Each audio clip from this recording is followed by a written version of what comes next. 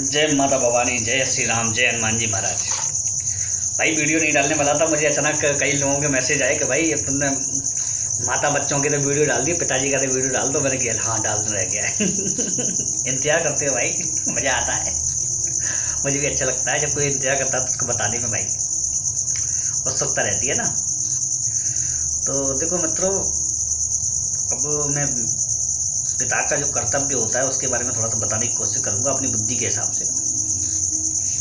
देखिए माता, जैसे कि माता ममतामयी होती है। माता ममता की छाँव में बच्चों को पालती है, लेकिन पिता उनको कठोर अनुशासन सिखाता है, उनको एक जीवन जीने की कला सिखाता है, बाहर का व्यवहार सिखाता है।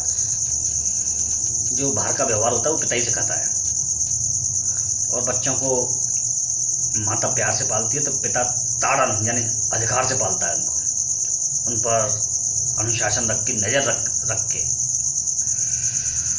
जिस तरह से माता का प्यार और माता की सीख जरूरी है, इसी तरह से पिता का अनुशासन भी जरूरी है। अगर पिता का अनुशासन नहीं होगा बच्चों पे तो बच्चे कहीं ना कहीं हाथ से निकल जाएंगे, ये पक्की बात होती है।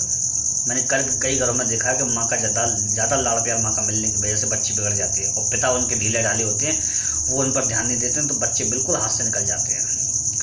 तो ऐसे बच्चों के लिए चाहिए कि उनके पिता उन पर ध्यान रखें और अनुशासनबद्ध तरीके से उनको नियम के हिसाब से उनको बताएं।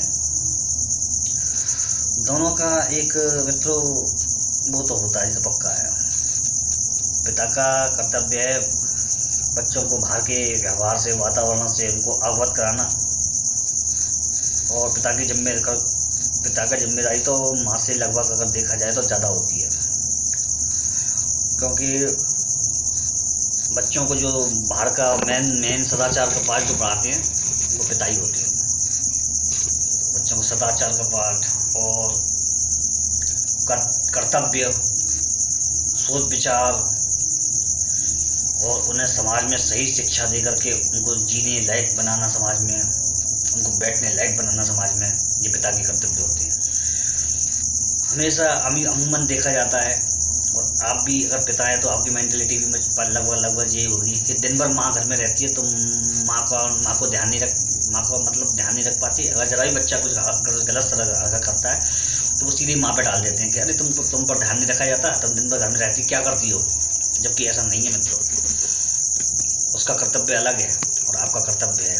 सही लाइन पर अगर माँ उनको खिला रही है, पिला रही है, नहला रही है, धुला रही है, सब लाइन पर लाने की कोशिश कर रही है, और उनको तो आपका भी ये कर्तव्य बनता है कि उसको थोड़ा समय दें, समझदारी के साथ उसे समझाएं, उसके जिद्दीपने को नहीं माने, ज़्यादा आगे नहीं बढ़ने दें। कभी कभी पिता भी बच्चों को बिगाड़ देते हैं, मैंने देखा है। और कभी भी उसका गलत बात में पक्ष ना लें। अगर आपका बच्चा गलत कर रहा है तो उसका कभी भी गलत बात में पक्ष नहीं लें। जी मैंने कई जगह देखा है कि बच्चा कुछ बाहर गलत कर आता है या कुछ भी चोरी चकारी कर आता है तो कोई बात नहीं, अब हो गया, आगे मत करना, ऐसा नहीं। उसको डांटिए, ज़रूरत पड़े तो उसको एक आध दो लगा भी दीजिए, धौल धपड़। ज़्यादा मारने की तो मैं बिल्कुल नहीं कहूँगा, लेकिन एक बार तो डराना ज़रूरी होता है।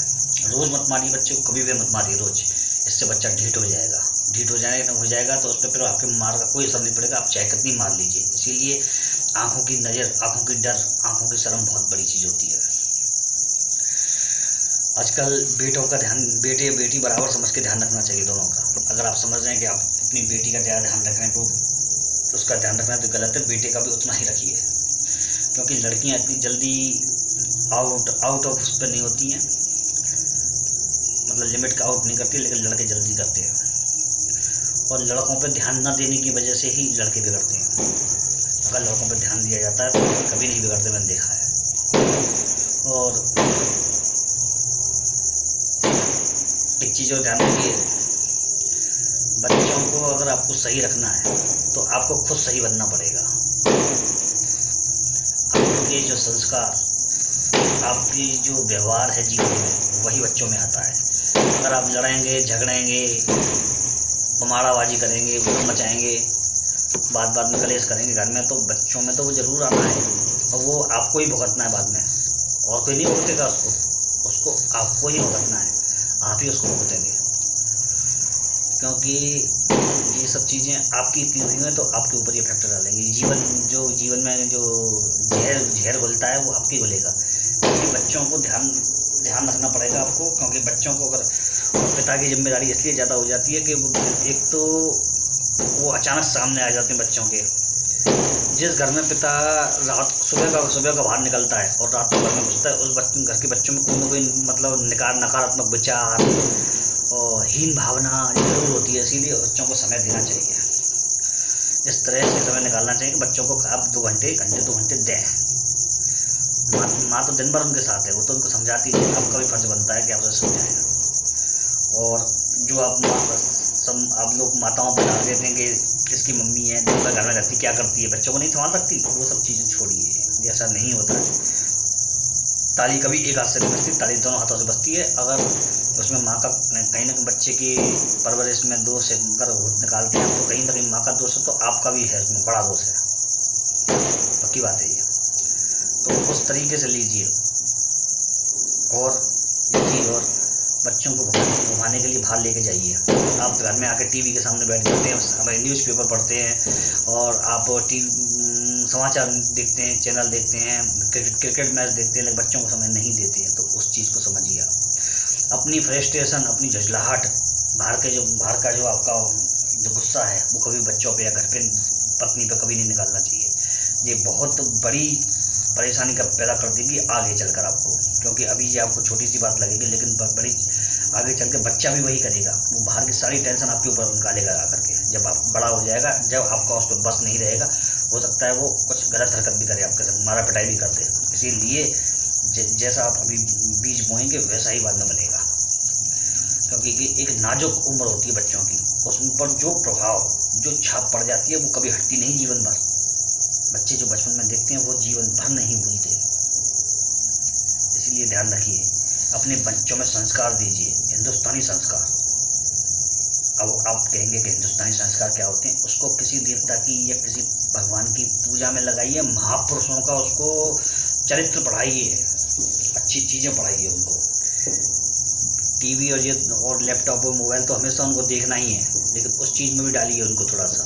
गणेश जी का मंत्र कराइए, सरस्वती का कराइए, ज़्यादा मत कराइए, केवल उसको कहिए 11 बार बोलिए, गायत्री मंत्र बोले, ओम भूर्भुवः स्वः तत्सवितुर्वरेण्यं भर्गो देवस्य धीमहि धियो प्रचोदयात्। इस तरह से कराइए। गणेश जी का कराइए, ओम गम गणपते नमः, ओम गम गणपति विघ्नाशने स्वाहा, ओम गम गुलाम गणहरिद्रा गणपते नमः। ठीक है, सब इनको कराइए आप। सरस्वती का कराइए, ओम भगवत भागवानी स्वाहा, ओम भागवानी स्वाहा मिंसरा, ओम श्रीम सरस्वती नमः, ओम एन सरस्वती नमः कराइए। कोई भी मंत्र कराइए, उससे क्या होगा कि उसका दिमाग फ्रेश होगा। हनुमान जी का कराइए, कोई सा भी मंत्र कराइए। हनुमान जी की सेवा तो, शिव जी की और हनुमान जी की सेवा तो हमें बचपन से ही आई है मित्रों।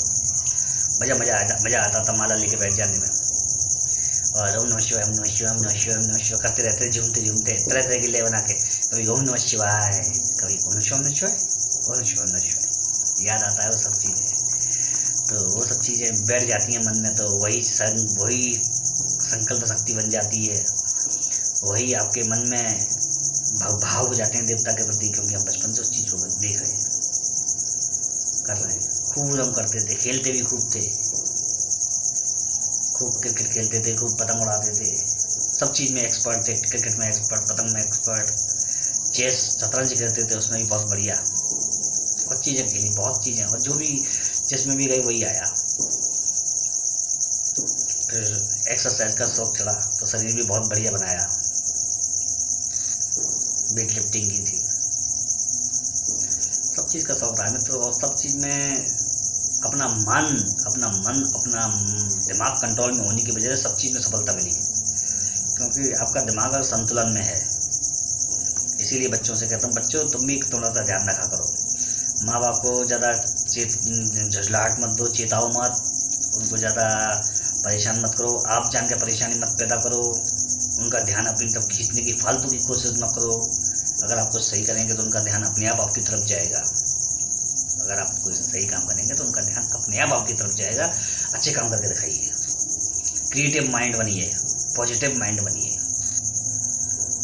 तो आपका जो कार्य है या होमवर्क है या पढ़ाई है, आपकी अपने आप अच्छी होती चली जाएगी। क्रिएटिव माइंड बनिए। कभी भी किसी भी चीज़ में ये मत सोचिए कि ये कैसे होगा, अरे ये होगा और इसे हम करेंगे, ये होगा और इसे हम करेंगे, ये सोचिए।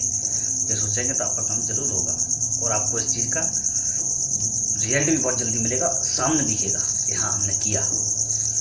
किसी भी चीज़ के बारे में ज़्यादा अगर पढ़ाई वगैरह कोई भी चीज़ है उसके बारे में ज़्यादा सोचते मत रहिए, बस बल्कि उसे स्टार्ट कर दीजिए। स्टार्ट करना ही, शुरुआत करना ही बड़ी चीज़ होती है, उसके बाद तो काम शुरू हो जाता है। क्योंकि किसी भी चीज़ की स्टार्टिंग ज़रूरी होती है, लेकिन स्टार्टिंग से पहले उसका एक उसका ढांचा बना लो, उसका एक स्ट्रक्चर बना लो, उसका एक खाका बना लो, ठीक है। तो उसके बाद स्टार्टिंग करो कि हमें ये काम इस तरह करना है, ये काम इस तरह करना और ये काम इस तरह करना है, इस तरह से मतलब, ठीक है। तो बच्चे के पापा हो, तुम्हारे लिए थोड़ी सी जानकारी डाल दी है। बच्चों का थोड़ा सा ध्यान रखो भाई, बच्चों को घुमाओ फिराओ, समझाओ, थोड़ा सा बैठ के घंटे 2 घंटे बातें करो, ठीक है। जय माता रानी की, जय माता रानी की।